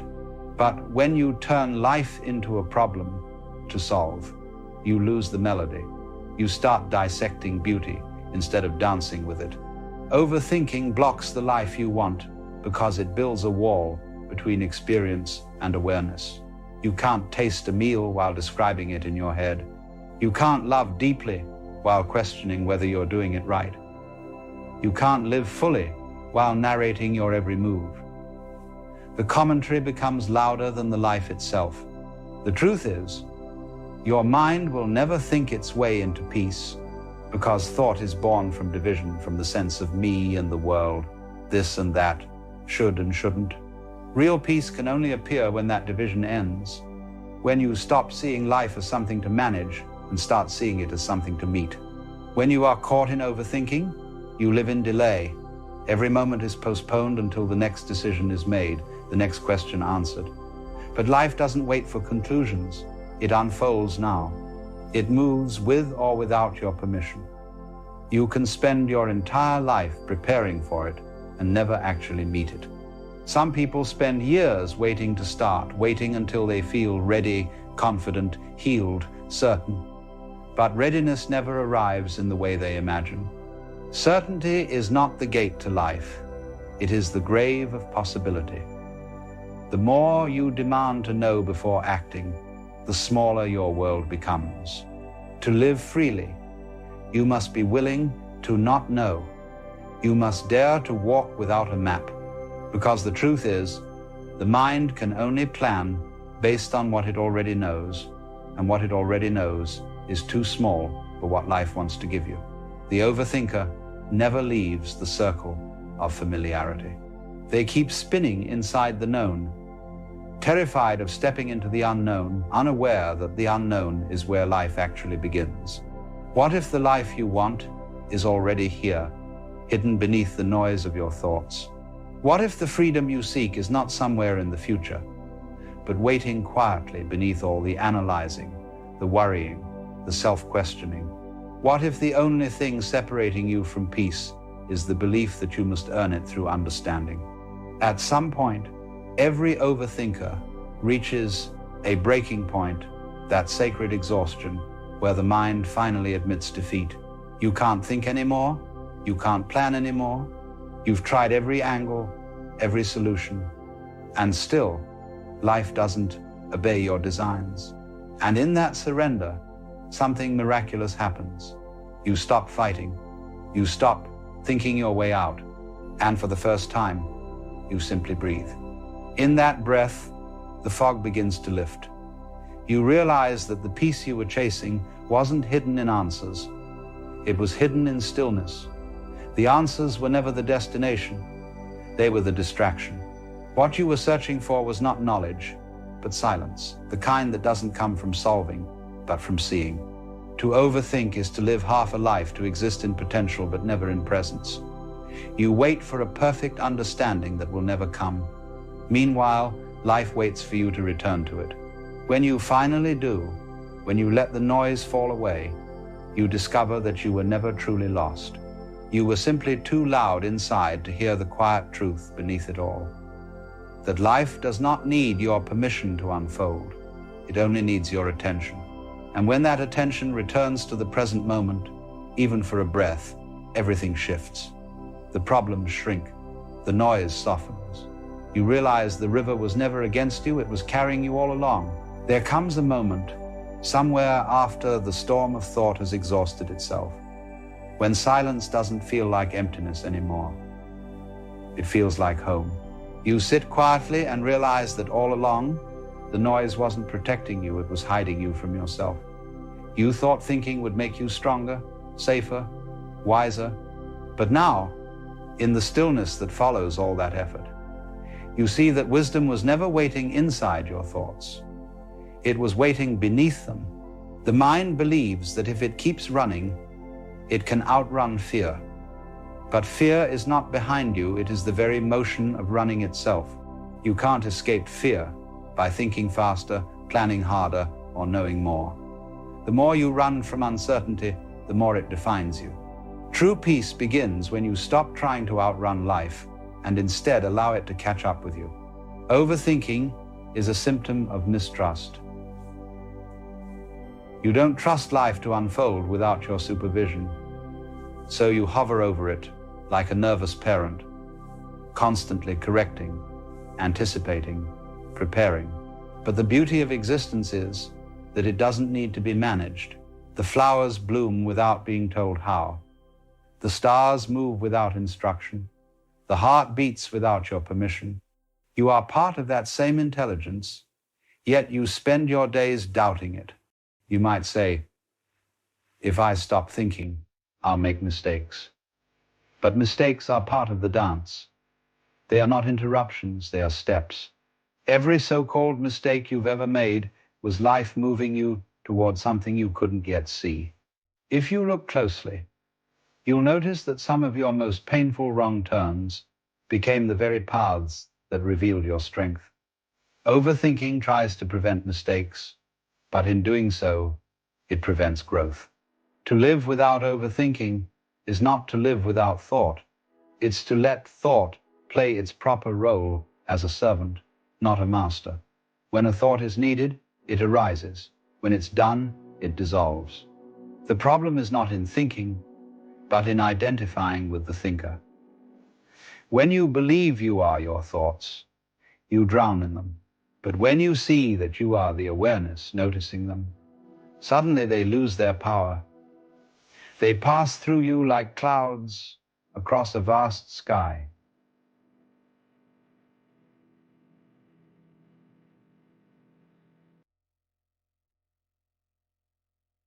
To rest in that awareness is to see thoughts for what they are, temporary movements in something much larger, much quieter, much freer than the mind.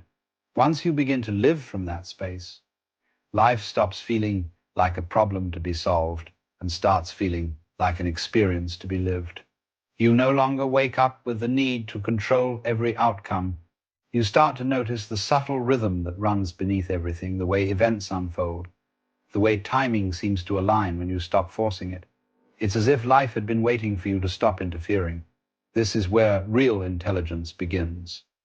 Not the kind measured by speed or logic, but by depth, by the ability to listen. The universe is always speaking, but most people can't hear it over the noise of their own analysis. When you quiet down, the guidance you were searching for begins to emerge naturally. Not as a voice from above, but as intuition, a quiet knowing that moves through you like wind through leaves. You don't have to think your way into it. You simply allow it. You trust that life, like breath, knows what it's doing. You inhale, you exhale, and everything takes care of itself. Overthinking says, I must make life happen. Awareness whispers, life is already happening. And the difference between those two is the difference between struggle and flow. There's a certain magic in surrendering to that flow.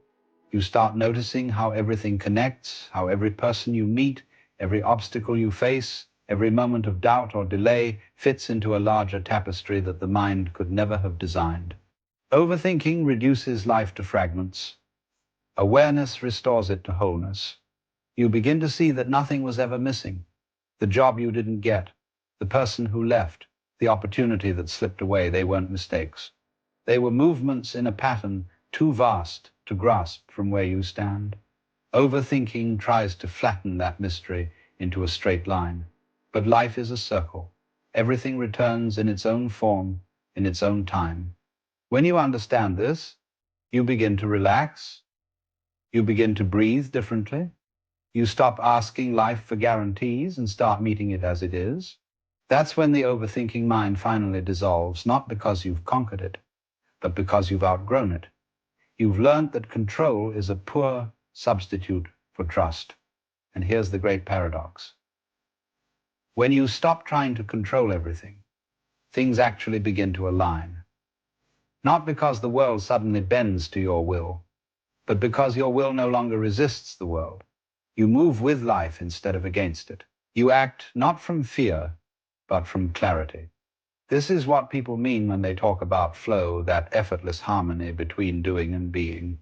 It's the artist painting without self-consciousness, the athlete lost in motion, the child playing without purpose. It's the moment when the watcher and the watched become one.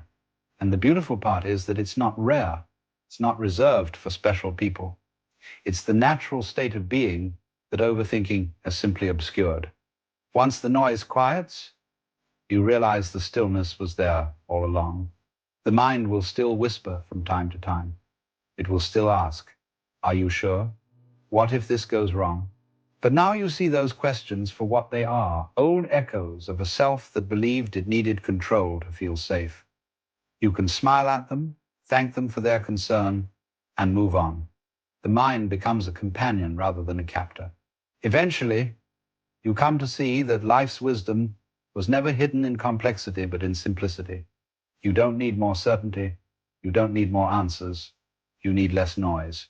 Peace is not something you find after thinking through every possibility. It's what remains when the thinking stops and awareness begins. It's what arises when you no longer stand between yourself and life. So when your mind starts spinning again, when it replays old conversations or rehearses endless outcomes, pause. Don't fight it. Just notice it. Watch the current of thought without diving in.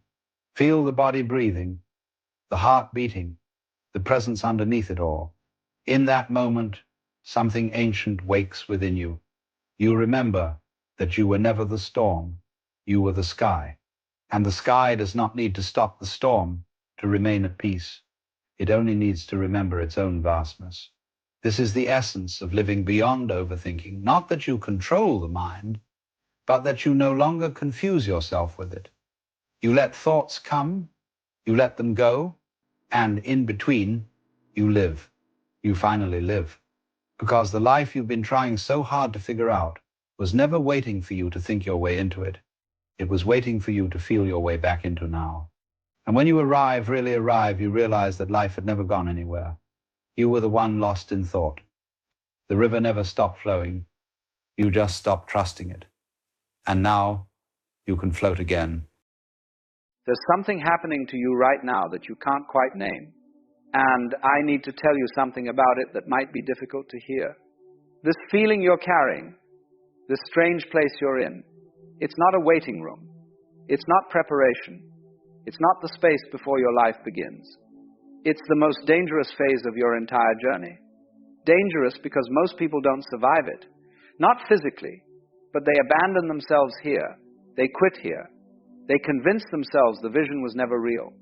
And they do it right before everything was about to change. You clicked on this video not for entertainment, not to pass the time. You clicked because something inside you is looking for confirmation. Confirmation that this feeling, this strange mixture of certainty and confusion, isn't a sign that something is wrong with you. Let me tell you what I think is actually happening. You can see it. The life you're supposed to be living, the person you're supposed to become. It's not a vague dream anymore. It's specific. It's detailed. You can almost touch it. And that's precisely what makes your current reality so unbearable. Because you're standing here, and that future is standing over there, and the distance between the two feels like it might kill you. Some days you wake up and there's this electricity running through you. Everything feels possible. You make decisions from that future place, bold decisions, and for a few hours you inhabit that version of yourself completely. But then something shifts. Maybe by afternoon, maybe by the next morning, and suddenly you're back in the weight of what is. The bank account that doesn't reflect your vision, the people around you who don't see what you see, the evidence, or lack of it, that anything is actually working. And you think there's something wrong with this. You think the oscillation means you're unstable, unfocused, not cut out for this. But I want to tell you something that might change everything. This is the place. This exact experience you're having right now, this is the most important phase of your entire journey. And here's what nobody tells you about it. You will never need to be here again. This is a one-time passage, a threshold you cross once and only once. which is why most people don't recognize it while they're in it. They think it's a waiting room. They think it's the space before their life begins. It's not. This is where your life is actually being decided. Let me explain what's really happening when you feel like you're living in two realities at once. There's the reality everyone else can see, the one with the struggle, the building, the waiting, the not yet. This is the reality that shows up in your circumstances. The reality you have to explain to people. The reality that makes you feel like you're behind. And then there's the reality you feel. The one where the future version of you isn't imaginary at all. It's more real than what's in front of you. You can feel that person's confidence, their calm, their certainty. You know how they think. You know how they move through the world. And on your best days, you make decisions from that place. But here's the problem with existing in two timelines simultaneously. When that future self feels close, you feel invincible. You take risks. You speak differently. You carry yourself like someone who has already arrived. But when the present self reasserts its weight, when you look around and see only the gap, something in you collapses. You feel like a fraud, like you've been pretending, like the distance between where you are and where you're going is a distance you specifically cannot cross. This whiplash isn't a malfunction. This is what transformation actually feels like from the inside. You see, we have this idea that growth is linear, that you start at point A, you work hard, and you arrive at point B, and the whole journey is a steady upward climb. But that's not how it works. That's not how it's ever worked for anyone who has genuinely transformed their life. The actual pattern looks more like this: a surge forward, then what feels like a collapse, an expansion, then a contraction, a day where you feel like you've finally broken through, followed by a week where you feel like you've lost everything you gained. And in those low moments, in those contractions, you don't just question the path, you question yourself. You wonder if the vision was ever real or just a story you told yourself to avoid facing your limitations. But here's what I need you to understand. The contraction isn't the loss of progress. The contraction is the integration of progress. It's your system catching up to what you've become. It's the space where the growth actually takes root. Think of it like a muscle after intense exercise. There's a period where it feels weaker, not stronger, where it needs rest and recovery. But that period isn't the undoing of the workout. It's where the workout actually becomes part of you. Your psychology works the same way. And if you keep interpreting the contractions as failure, if you keep using those low moments as evidence that you're not meant for this, you will walk away right before the integration completes. This is why most people quit when they do. Not because they weren't close, but because being close feels worse than being far away. Now let me tell you what it actually means to be ready, because you've probably been misunderstanding this your entire life. You think being ready means feeling ready. You think it means having confidence, having clarity, having some kind of stable internal state that doesn't waver. And so you wait. You wait for the doubt to go away. You wait to feel certain. You wait for the fear to stop. But that's not what readiness is. That's not what it's ever been. Readiness is what you do when you don't feel ready. It's the action you take on the morning when everything in you is screaming to stay in bed. It's the work you do when there's no external evidence that the work is leading anywhere. It's choosing the hard right thing over the easy wrong thing when nobody is watching and nobody will ever know. This is what preparation actually looks like. Not motivation, not inspiration. Just the decision to keep going when every feeling you have is telling you to stop. And here's what you need to hear. You've been doing this. You've been showing up on those days. You've been taking action without proof. And you're probably not giving yourself any credit for it because you're too focused on how far you still have to go. But the distance you've already traveled, the internal ground you've already covered, that's not nothing. That's everything. Because most people never start. And of those who start, most people quit during the exact phase you're in right now. You're still here. That's not a small thing. You've been so focused on what you haven't done that you've forgotten to acknowledge what you have. The mornings you got up anyway. The work you did when you didn't want to. The times you chose the vision over the comfort. Nobody saw those moments. Nobody applauded, but they happened. And they're the reason you're still in this. The fatigue you feel, the heaviness, that's not a sign you're failing. It's the weight of becoming. You're carrying two versions of yourself right now. The old one that's dissolving and the new one that's forming. And that's exhausting. Of course it is. But it doesn't mean something is wrong. It means something is happening. But there's a voice, isn't there? A voice that speaks loudest in the quiet moments, when you're trying to fall asleep, when you're alone with your thoughts, when the distraction stops and you're left with yourself. And this voice asks a question that feels like a knife. What if it never happens for you? And you think this voice is your enemy. You think it's the thing you need to defeat before you can succeed. You try to silence it with affirmations. You try to drown it out with motivation. You try to argue with it, to present evidence, to build a case for why it's wrong. But what if that voice isn't trying to stop you? What if it's trying to test you? You see, there's something that happens when a person commits to a path that will genuinely transform them. The commitment gets tested. Not once, but repeatedly. And the tests don't come from outside.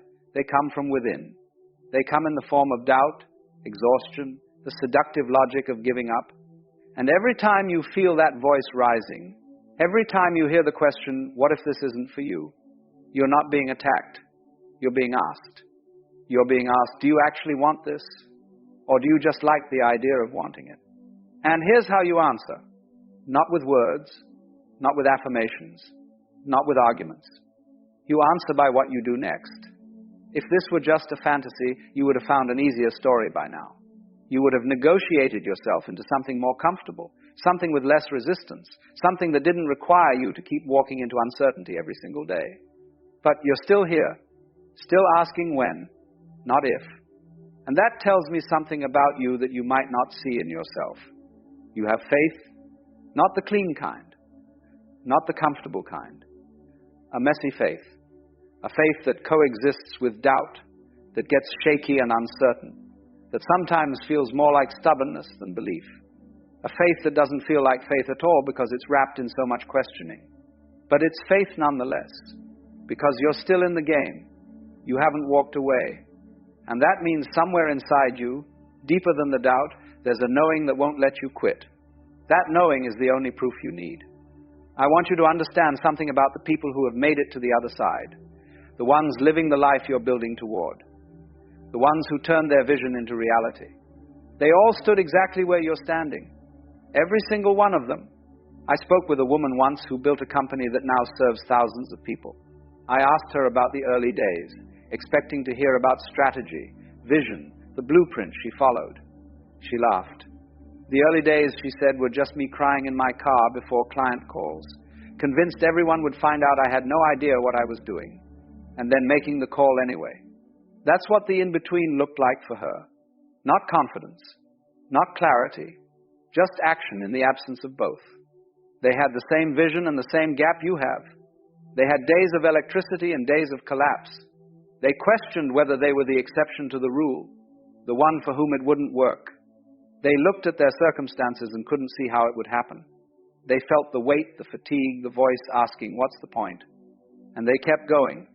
Not because they had more confidence than you, not because they had more talent or connections or luck. They kept going because they refused to let the doubt make the decision. The doubt was there. It's always there. It never fully goes away, not even after you've made it. But they acted anyway. They treated the doubt as information, not as instruction. They felt the fear and moved their feet regardless. And that's the only difference. The only difference between the ones who made it and the ones who didn't. The ones who made it let action decide. So I want to offer you something. A different way of measuring where you are. A different way of knowing whether you're on track. Stop measuring your progress by how you feel. I know that sounds strange. We're taught to check in with ourselves, to monitor our emotional state, to use our feelings as a compass. And in many areas of life, that's wise. But in this phase, in the between, your feelings will lie to you. Your feelings will fluctuate based on how much sleep you got, what you ate, what someone said to you, what you saw on your phone, how the weather is, whether you're getting sick. Your feelings will tell you you're failing on the same day you're actually breaking through. Your feelings will tell you to quit 10 minutes before the breakthrough arrives. Feelings are data, but they're not accurate data. Not right now. Not in this phase. So stop asking yourself how you feel about your progress. Start asking different questions. Did you show up today? That's progress. Did you take one action, however small, toward the thing you're building? That's progress. Did you choose not to quit when quitting would have been easier? That's progress. Did you resist the urge to burn it all down and start something new just because the current thing got hard? That's progress. Because this phase isn't measured in breakthroughs. This phase is measured in consistency, in the decision to keep walking when you can't see the path, in the choice to stay in the game when every logical part of your brain is telling you to find an easier game. And by that measure, by the only measure that actually matters right now, you're already succeeding. You just can't see it yet. Here's what I want you to see about where you are. Imagine you're in a forest, dense, unfamiliar, no map, no trail markers, no sense of which direction leads out. And you have only two options, move or stay still. So you pick a direction and start walking. And after a while, you hit a dead end. So you adjust, you try another way. And that's not quite right either. You keep moving, keep adjusting, keep hitting walls and finding new paths. Now, you could interpret this as failure. You could say, I keep choosing wrong, I keep wasting time, I'm not good at navigating. Someone else would have found the way out by now. But that would be a misunderstanding. Because every wrong direction you've taken has taught you something, it's eliminated a possibility, it's sharpened your instincts, it's built your capacity to read the terrain. You're not lost because you're incompetent. You're in a place that can only be crossed by moving through it. There is no map for the in-between. There never was. The people who made it through didn't have better directions. They just kept moving when they couldn't see where they were going. The forest isn't punishing you. The forest is training you, and the training is the point. I want to tell you something that might be difficult to hear, but I think you need to hear it. This phase you're in, this between, this is not preparation for your life. This is your life, and it might be the most alive you'll ever feel. Because right now you have hunger, you have direction, you have something you're building toward, something that matters to you. You have skin in the game. You're not comfortable, and that discomfort is keeping you sharp, keeping you moving, keeping you becoming. And I know you're waiting for the other side, waiting for the moment when you've arrived and you can finally relax into what you've built. But I need to tell you something about that moment. It doesn't end the uncertainty. It just changes the game. The stakes get higher. The problems get different. The doubt doesn't disappear. It just learns new questions to ask. The people who have made it will tell you the same thing. They'll tell you that the hunger you feel now, the aliveness of building something from nothing, that never comes back the same way. Once you've arrived, you can't unarrive. And many of them miss this phase. They miss the rawness of it, the intensity, the feeling that everything was still possible because nothing was yet decided. So if you're waiting to feel successful before you let yourself appreciate this, if you're postponing your experience of the journey until you've reached the destination, you're going to miss it. You're going to miss the part where you were most alive. So here's what I want to leave you with. The fact that you're still here, the fact that you clicked on this video looking for something you couldn't name, the fact that these words are landing somewhere inside you, that's not an accident. Something in you recognized this. Something in you needed to hear that the place you're in isn't a mistake, that the struggle isn't a sign you're on the wrong path, that the doubt doesn't disqualify you. And the only confirmation you need isn't out there somewhere. It's not in a sign or a signal or someone else's approval. It's in here. It's in the fact that you refuse to stop, that you keep getting back up, that no matter how many times the voice asks if it's worth it, you keep answering with your actions. That's not weakness dressed up as strength. That's strength, the only kind that matters. So here's what I'm going to ask you to do. Not for me, for yourself, say it out loud, or write it where you'll see it, or post it somewhere others can witness it. 3 words, I keep walking. That's it. That's the whole thing. Because in this phase, that's the only declaration